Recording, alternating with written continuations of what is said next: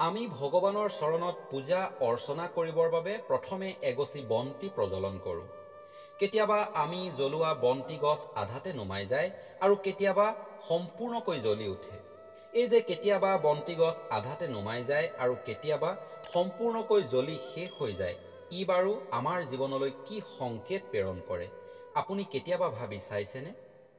আপোনাৰ মন্দিৰ বা গোসাঁই ঘৰত আগদিনা জ্বলাই থাকি যোৱা শলিতাডাল আপুনি পুনৰ ব্যৱহাৰ কৰিব নে পেলাই দিব? চাকিগছ কিমান দিন ব্যৱহাৰ কৰিব লাগে? এইসমূহ কথা আমি সকলোৱে জনাটো খুবেই প্ৰয়োজনীয়। কাৰণ চাকি জ্বলাওঁতে কৰা কেইটামান ভুলে আপোনাৰ জীৱনলৈ ঘোৰ দৰিদ্ৰতা, দুখ, কষ্ট, মানসিক অশান্তি আদি নমাই আনিব পাৰে। সেইবাবে এই কথাসমূহ আমি সকলোৱে জনাটো খুবেই প্ৰয়োজনীয়। যদি আপুনি এই কথাসমূহ ভালদৰে জানিব বিচাৰে, তেন্তে ভিডিঅ'টো শেষলৈকে চাবৰ বাবে আপোনাক অনুৰোধ জনালোঁ। নমস্কাৰ বন্ধুসকল, আপোনালোকে চাবলৈ আৰম্ভ কৰিছে GN A to Z। যদি আপোনাৰ ভিডিঅ'টোৰ কথাখিনি শুনি ভাল লাগে আৰু অনাগত ভৱিষ্যতত যদি আপুনি এনেকুৱা আধ্যাত্মিক ভিডিঅ'সমূহ পাই থাকিব বিচাৰে, তেন্তে চেনেলটো ছাবস্ক্ৰাইব কৰি কাষতে থকা বেল আইকনটো দবাই ল'ব বুলি আশা কৰিলোঁ। প্ৰাৰ্থনা কৰাৰ সময়ত আমি সকলোৱে ধূপ চাকি জ্বলাওঁ। ঘৰতেই হওক বা মন্দিৰতেই হওক, ধূপ চাকি অবিহনে প্ৰাৰ্থনা একেবাৰে অসম্ভৱ। আমি প্ৰাৰ্থনা কৰাৰ সময়ত বন্তি প্ৰজ্বলন কৰোঁতে কেইটামান ভুল কেতিয়াও কৰিব নালাগে, অন্যথা আমাৰ প্ৰাৰ্থনা ভগৱানে কেতিয়াও স্বীকাৰ কৰি নলয়। আমি বন্তি প্ৰজ্বলন কৰাৰ সময়ত কোনকেইটা ভুল একেবাৰে কৰিব নালাগে আৰু আমি বন্তি প্ৰজ্বলন কৰাৰ বাবে আমি কোনবোৰ সংকেত লাভ কৰোঁ, আজিৰ ভিডিঅ'টোৰ জৰিয়তে আপোনালোকৰ লগত সবিশেষ আলোচনা কৰিবলৈ লৈছোঁ। গতিকে আপুনি গোটেই কথাখিনি ভালদৰে বুজি পাবৰ বাবে ভিডিঅ'টোৰ শেষলৈকে চাবৰ বাবে আপোনাক বিনম্ৰ অনুৰোধ জনালোঁ। সকলোৱে ভগৱানৰ আশীৰ্বাদ লাভ কৰিবৰ বাবে, ঘৰৰ সদস্যসকলে সুখে সন্তোষে সময় অতিবাহিত কৰিবৰ বাবে, মনে বিচৰা ধৰণে ফলাফল লাভ কৰিবৰ বাবে ভগৱানৰ চৰণত এগছি বন্তি জ্বলাই পূজা অৰ্চনা কৰে। কেতিয়াবা কেতিয়াবা আমি ভগৱানৰ চৰণত অৰ্পণ কৰা চাকিগছ বিনা কাৰণতেই নুমাই যায়। আপুনি জানি আচৰিত হ'ব যে আমি জ্বলোৱা চাকিগছতেই ধনাত্মক আৰু ঋণাত্মক দুয়োটা শক্তি অন্তৰ্নিহিত হৈ থাকে। আপুনি যদি ভগৱান বিশ্বাসী আৰু ভগৱানক যদি অন্তঃকৰণে পাব বিচাৰে, তেন্তে কথাসমূহ আপুনি জনাটো খুবেই প্ৰয়োজনীয়। আপুনি মন্দিৰ বা গোসাঁই ঘৰত কেতিয়াও আগৰ পৰা জ্বলি থকা চাকিত বা জ্বলি থকা শলিতা ব্যৱহাৰ কৰি চাকি প্ৰজ্বলন নকৰিব। তেনে কৰিলে আপোনাক দুৰ্ভাগ্যই কোনোদিন লগ নেৰিব। এনে কৰিলে ভগৱান প্ৰসন্ন হোৱাৰ পৰিৱৰ্তে ৰুষ্ট হয় বুলি বিশ্বাস কৰা হয়। এনে কৰিলে আপোনাৰ জীৱনত ঋণাত্মক শক্তিৰ প্ৰভাৱ পৰিব পাৰে, যাৰ বাবে আপুনি শাৰীৰিক অসুস্থতা, মানসিক অশান্তি আদিৰ মুখামুখি হ'ব লগা হ'ব পাৰে। বন্তি এগছ প্ৰজ্বলন কৰোঁতে সদায় পুৰণা চাকিগছক চাফ চিকুণ কৰি তাত বন্তি প্ৰজ্বলন কৰিব লাগে। আগদিনা জ্বলোৱা শলিতাডাল কেতিয়াও আপুনি ব্যৱহাৰ কৰিব নালাগে। প্ৰত্যেক দিনে আপুনি যিদৰে স্নান কৰি মন্দিৰ বা গোসাঁই ঘৰত সোমায়, ঠিক সেইদৰে চাকিগছত থকা তেল বা পুৰণা ঘিউখিনি পেলাই চাফ চিকুণ কৰি তাক পুনৰ ব্যৱহাৰ কৰিব লাগে। এগছি বন্তি যিমান দিনলৈকে পাৰে ব্যৱহাৰ কৰাৰ চেষ্টা কৰক আৰু কিবা কাৰণত চাকিগছ পেলাব লগা হ'লেও য'তে ত'তে পেলাই নিদি কোনোবা স্থানত গাঁত খান্দি পুতি পেলাব লাগে বা নদীত উটুৱাই দিব লাগে। কাৰণ চাকিগছক আমি বহুত পবিত্ৰ বুলি জ্ঞান কৰোঁ। ঘৰত জ্বলাই থোৱা চাকিগছ যদি কোনো কাৰণ নোহোৱাকৈয়ে আধাতে নুমাই যায়, তেন্তে তেনে ঘৰত ঋণাত্মক শক্তি বিৰাজমান কৰে বুলি বিশ্বাস কৰা হয়। ঘৰৰ বাতাবৰণ সদায় এক শক্তিয়ে বিৰাজ কৰিব পাৰে, হয়তো ধনাত্মক শক্তি নাইবা ঋণাত্মক শক্তি। ঘৰত বাস কৰা ঋণাত্মক শক্তিয়ে কেতিয়াও ধনাত্মক শক্তিক বাস কৰিবলৈ নিদিয়ে। কিন্তু যদি আপোনাৰ ঘৰত ভগৱানৰ কৃপা থাকে, তেন্তে কোনো ঋণাত্মক শক্তিয়ে আপোনাৰ ঘৰত কুপ্ৰভাৱ পেলাব নোৱাৰিব। সেইবাবে আপুনি আপোনাৰ গোসাঁই ঘৰত বন্তিভাগ প্ৰজ্বলন কৰোঁতে যাতে ভালদৰে জ্বলে, আধাতে যাতে নুমাই যাব নোৱাৰে, কোনো ঋণাত্মক শক্তিয়ে যাতে আপোনাৰ ঘৰত বাস কৰিব নোৱাৰে, তাৰ বাবে ভগৱানক শুদ্ধ অন্তৰেৰে সম্পূৰ্ণ বিশ্বাসেৰে প্ৰাৰ্থনা কৰিব লাগে।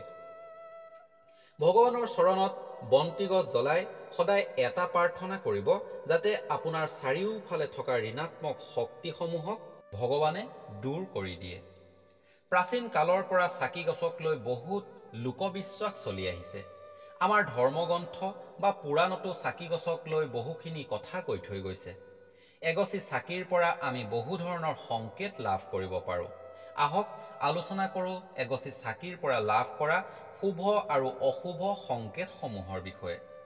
আমাৰ সমাজত চাকি গছক বহুত গুৰুত্ব প্ৰদান কৰা হয়।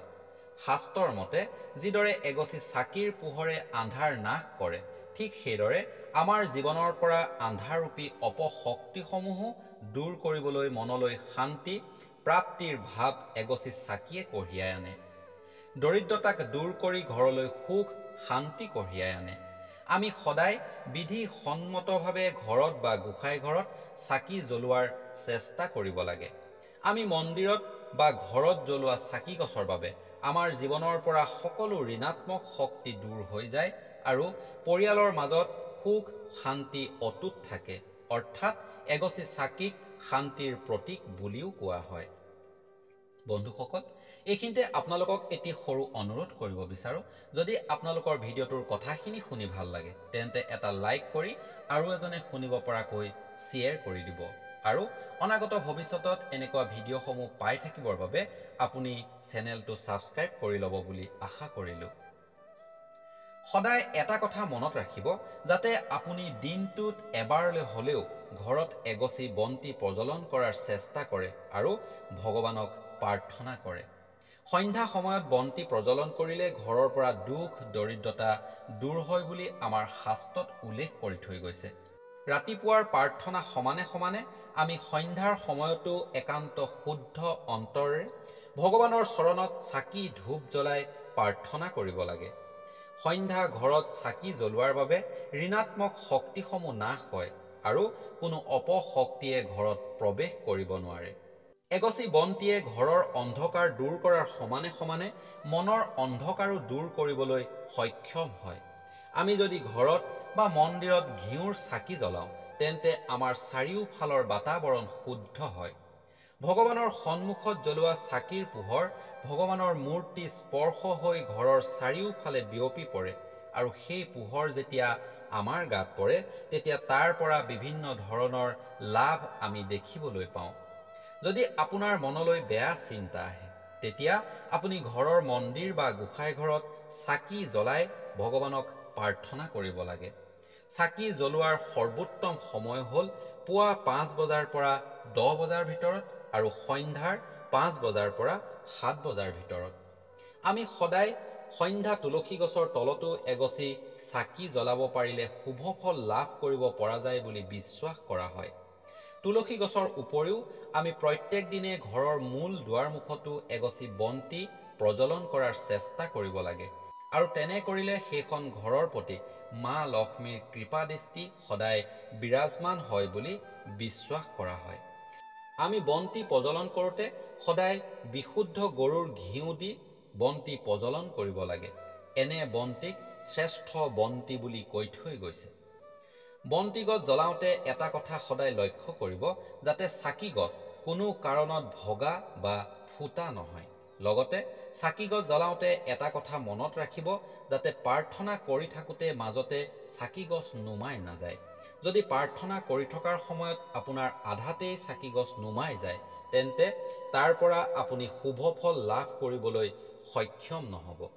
চাকি গছ কেতিয়াও মাটিৰ ওপৰত নথব।